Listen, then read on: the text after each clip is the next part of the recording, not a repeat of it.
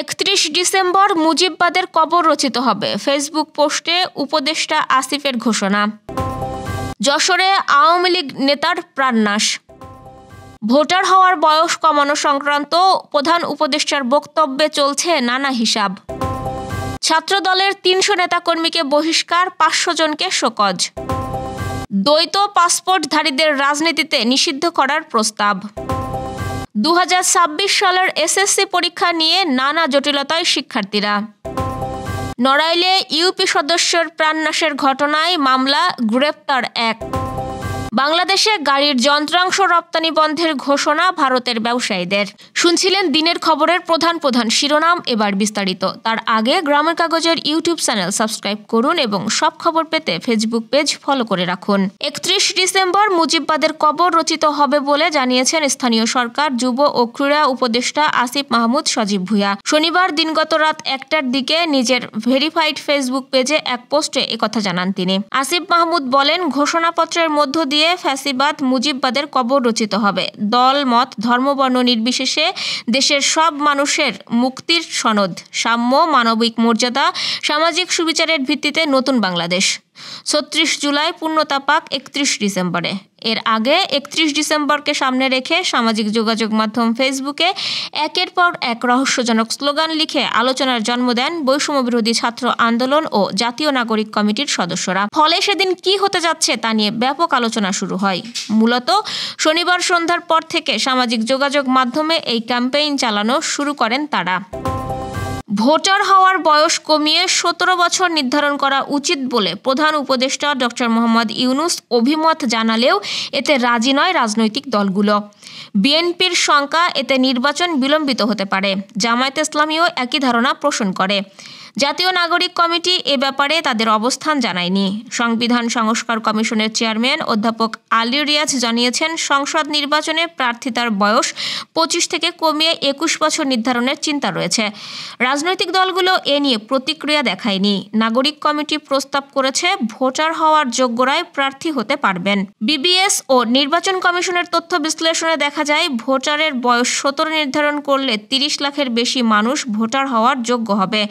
প্রধান উপদেষ্টার ঘোষিত সময়সূচি অনুযায়ী 2025 সালের শেষ দিকে নির্বাচন হলে 2 বছরে আরও 60 লাখের বেশি তরুণ যোগ হবেন ভোটার তালিকায়। বয়স কমিয়ে 17 করা হলে প্রায় 1 কোটি নতুন ভোটার যোগ হবে ত্রয়োদশ সংসদ নির্বাচনে। দলীয় শৃঙ্খলা ভঙ্গ করায় 300 নেতাকর্মীকে বহিষ্কার ও 500 জনকে কারণ দর্শানোর নোটিশ প্রদান করেছে বিএনপির ছাত্র সংগঠন ছাত্রদল। সম্প্রতি একটি আলোচনা সভায় অংশ নিয়ে এক প্রশ্নের জবাবে এ তথ্য জানান ছাত্রদলের কেন্দ্রীয় সংসদের সাধারণ সম্পাদক নাসির উদ্দিন নাসির। লেজুর ভিত্তিক সংগঠন নিয়ে তিনি বলেন, আমরা মনে করছি যে ছাত্রলীগের সন্ত্রাসীরা গত 15 বছর ধরে লেজুর ভিত্তিক শব্দটিকে এত বেশি নেতিবাচক করেছে, সেজন্য এ শব্দটি নিয়ে বাংলাদেশের সাধারণ শিক্ষার্থীদের মনে এক ধরনের দ্বিধাবিভক্তি রয়েছে। ছাত্রদলের সাধারণ সম্পাদক বলেন, বাংলাদেশ জাতীয়তাবাদী দলের আদর্শ অনুসরণ করে যদি কোনো ছাত্র সংগঠন, বিশেষ করে আমরা যদি পরিচালিত হই, সেটিকে বিশেষ কোনো দোষের দেখছি না। আমাদের যে বামপন্থী ছাত্র সংগঠনগুলো রয়েছে, তাদের একটি মূলধারার রাজনীতি রয়েছে। তারা তো সেই আদর্শে অনেক দিন ধরে বাংলাদেশের রাজনীতি করছে, সেটি তো দোষের কিছু হয়নি। আর আমরা ছাত্রদল তো বিএনপির কোনো আদর্শ ছাত্রদের ওপর চাপিয়ে দেইনি। নাসির বলেন, একটি মেধাভিত্তিক ছাত্র রাজনীতি বিনির্মাণের জন্য শুধুমাত্র সাধারণ শিক্ষার্থীদের প্রাধান্য রেখেই আমরা আমাদের রাজনীতি পরিচালিত করতে চাই। সংসদ নির্বাচনে স্বতন্ত্র প্রার্থী হতে 1% ভোটারের সমর্থনের বিধান বাদ দেওয়া, দ্বৈত পাসপোর্টধারীদের রাজনীতিতে নিষিদ্ধ করা, সংসদ সদস্যদের শুল্কমুক্ত গাড়ি ও বেতন বন্ধ করার প্রস্তাব দিয়েছেন সশস্ত্র বাহিনীর অবসরপ্রাপ্ত কর্মকর্তা ও আইনজীবীরা। শনিবার জাতীয় সংসদ ভবনে নির্বাচন ব্যবস্থা সংস্কার কমিশনের সঙ্গে সশস্ত্র বাহিনীর অবসরপ্রাপ্ত কর্মকর্তা এবং আইনজীবীদের একটি দল মতবিনিময় করে। সেখানে এসব প্রস্তাব তুলে ধরা হয়। নির্বাচন ব্যবস্থা সংস্কার কমিশনের প্রধান বদিউল আলম মজুমদারের নেতৃত্বে কমিশনের সদস্য জেসমিন টুলি, আব্দুল আলিম, নাদিয়া নিভিন ও সাদিক আল আরমান মতবিনিময়ে উপস্থিত ছিলেন। নবম শ্রেণীতে বার্ষিক পরীক্ষা দিয়ে এবার দশমে উঠেছে প্রায় 15 লাখ শিক্ষার্থী। তারা 2026 সালে এসএসসি ও সমমান পরীক্ষায় অংশ নেবে। সাধারণত নবম-দশম শ্রেণীতে একই পাঠ্য বই ও শিক্ষাক্রম পড়ানো হয়। ব্যতিক্রম এ শিক্ষার্থীরা। তারা নবম শ্রেণীতে বাতিল হওয়া নতুন শিক্ষাক্রম পড়েছে, দশমে উঠে পড়বে 2012 সালে প্রণীত সৃজনশীল শিক্ষাক্রম। মাত্র 1 বছর পরে বসতে হবে এসএসসির মতো গুরুত্বপূর্ণ পাবলিক পরীক্ষায়। তাছাড়া কে বিজ্ঞান বিভাগ নেবে, কে মানবিক, কে বাণিজ্য, সেটাও ঠিক করতে হবে দশম শ্রেণীতে।